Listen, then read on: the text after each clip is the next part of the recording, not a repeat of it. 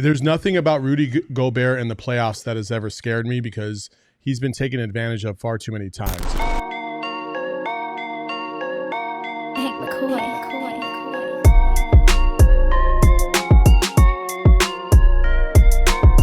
It's not the only guy that talked about the dual big lineup, though, of the Minnesota Timberwolves. KD had some thoughts on that as well.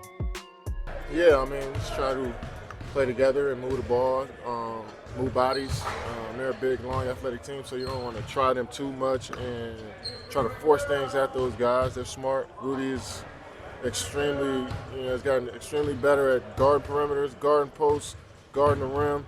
So you just can't just throw them in actions expecting them to just give in. I think we're strategic what we do. We make the ball move. We got get stops, get out and run too as well. So we've got to be cautious of putting guys in actions, but also realizing that they still have an all-world Hall of Fame defensive player over there and guys around him that can guard on the perimeter too. So we just got to be aggressive to put our head down and try to get something going. How concerned are you guys about the dual big lineup that they run out there? Man, I feel like every single time we talk about the Timberwolves, I'm going to set myself up for failure. So if the Suns absolutely fall on their face, I'm going to eat a ton of crow, and I'm going to look like an absolute dumbass. But I'm not scared. I just don't. There's nothing about Rudy Gobert in the playoffs that has ever scared me because he's been taken advantage of far too many times. And I know he's a great defender, especially interior-wise.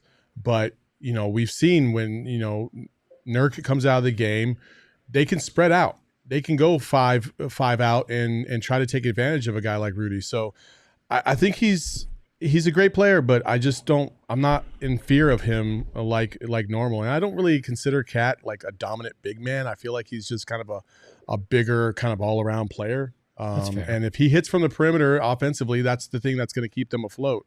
But defensively, I definitely am not. I'm not worried about that at all. Yeah, this is the most intriguing thing to me. I don't think they have a man. I know, man. I feel like I'm about to dig myself. No, listen. I respect the Minnesota Timberwolves. I think they're a really good team. They're a well coached team. They're talented. They're in this spot for a reason. You shouldn't underestimate any playoff team. You got to go in there and play basketball and move the ball. But I'm gonna tell you what, my opinion. Minnesota's only chance of really making this a competitive series, in my opinion, they got to go small. Towns, Rudy, and Naz Reid, it's going to be hard, man. It's going to be hard for those three guys to operate in this series, especially if you're putting two of them on the court at the same time. That's their bread and butter. That's what they've been getting. That's what they've been living with. And another thing about this Timberwolves team is they live and die with their defense, but they got to get ahead, man. They got to get ahead. They cannot play from behind. They're not built to play from behind. And so, man, this is intriguing because this is a matchup that I think completely benefits the Phoenix Suns top to bottom. If they do their job, that's the question. If they do their job, what Phoenix Suns team are we going to get in game one? But if they come out and do their job tomorrow, this could be rough going for Minnesota. Gerald, did you get the feeling out there today that they kind of feel like if they take care of business, they're the only people that can beat themselves in this series? Not publicly. I think behind closed doors, they probably feel very confident about this matchup because this was my biggest takeaway writing my Die Hard article for today was they are not afraid of Rudy Gobert at all. Like, we heard from Book earlier in the week and he was saying, yeah, he keeps that paint on lock. We really got to pull him away from the rim. But watching the film back, they were going right at him, at the rim, finishing over him, getting past him with their change of pace movements, hesitation, dribble, that type of thing, to just freeze him long enough to dribble right past him. Like, they are not afraid of him, even though he's one of the league's best rim protectors.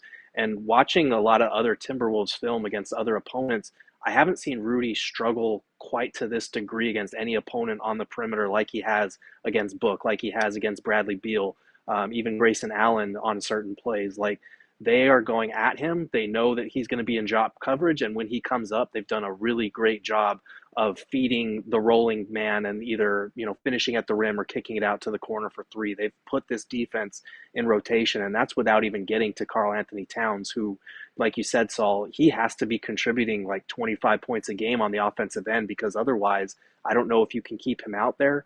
And that's a problem for a Wolves team that needs as much offense as possible, especially with the way they've guarded Ant. So like those dual big lineups are going to be tough. And it's hard for Minnesota because they've been so good all season being a red. This was something I heard on a Wolves podcast that I liked, being a red, and now you have to be green. Like, can they flip that switch? Can they totally change the way that they play to suit this one opponent? I don't know. That's a tough adjustment to make with only a week to prepare.